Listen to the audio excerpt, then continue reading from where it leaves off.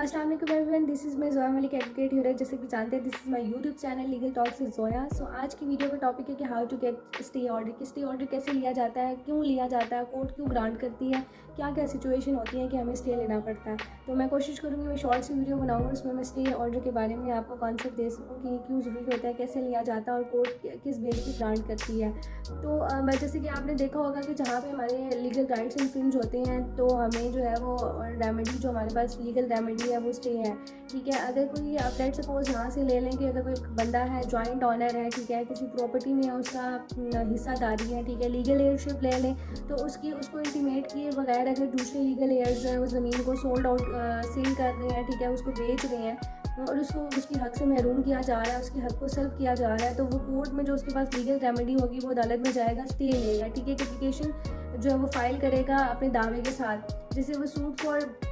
Permanent and mandatory injunction करता है तो उसके साथ ऑब्वियसली वो ऑर्डर 39 रूल एंड 1 एंड 2 ज़ाब्ता दीवानी दायर करेगा अंडर सिविल प्रोसीजर कोड, जो है वो एक एप्लीकेशन फाइल करेगा ऑर्डर 39 की, जिसको हम स्टे एप्लीकेशन बोलते हैं। तो कोर्ट में जो है वो स्टे एप्लीकेशन जाएगी, उसको एड इंटरिम इंजंक्शन उसकी बेसिस पे दिया जाता है। तो ये वो चीज़ होती है, ये स्टे एप्लीकेशन हमें तब लेना ज़रूरी हो जाती है जब हमारे लीगल राइट जो है ना, हमारा राइट इन्फ्रिंज हो रहा होता है, जब हमारा कोई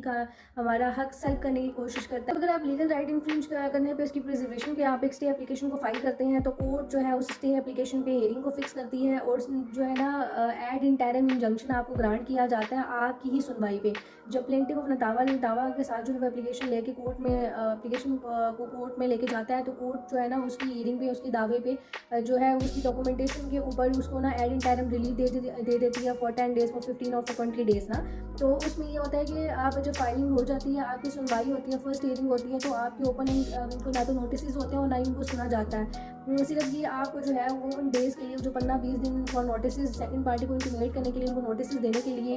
जो है वो इंटीमेट करने के लिए और उनको ऐसे किसी इलीगल एक्ट से रोकने के लिए आपको कोर्ट एक एड इंटरिम इंजंक्शन ग्रांट कर देती है फॉर 10 to 15 डेज़।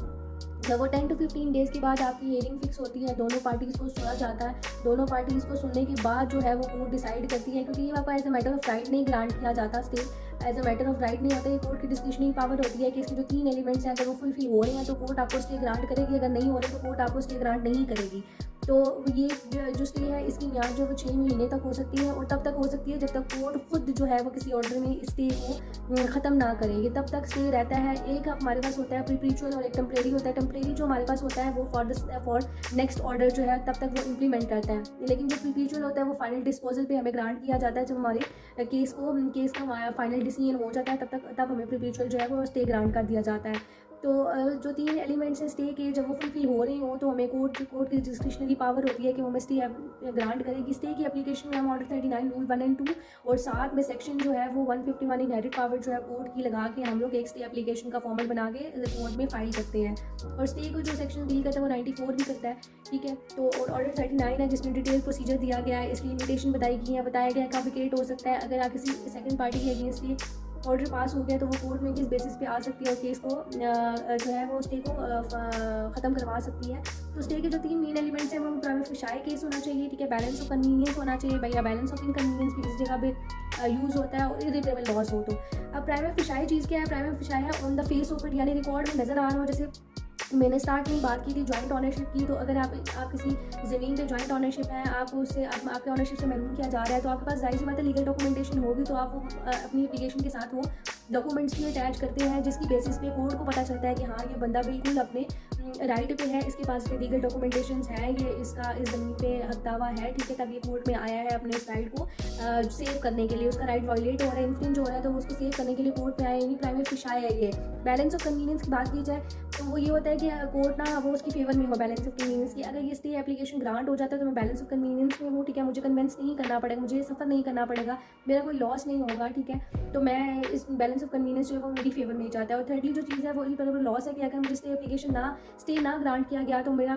ना काबिल तलाफ़ी नुकसान होगा जिसका कोई नामिल बदल नहीं होता, ऑल्टरनेट नहीं होता, मुझे इरिटेबल लॉस फेस करना पड़ेगा। तो ये जब 3 चीज़ें अगर कोर्ट देखती है कि स्टे एप्लीकेशन में कि हाँ ये तीनों चीज़ें हो रही हैं, तीनों एलिमेंट्स फुलफिल हो रहे हैं, तो कोर्ट वहाँ पे जो है वो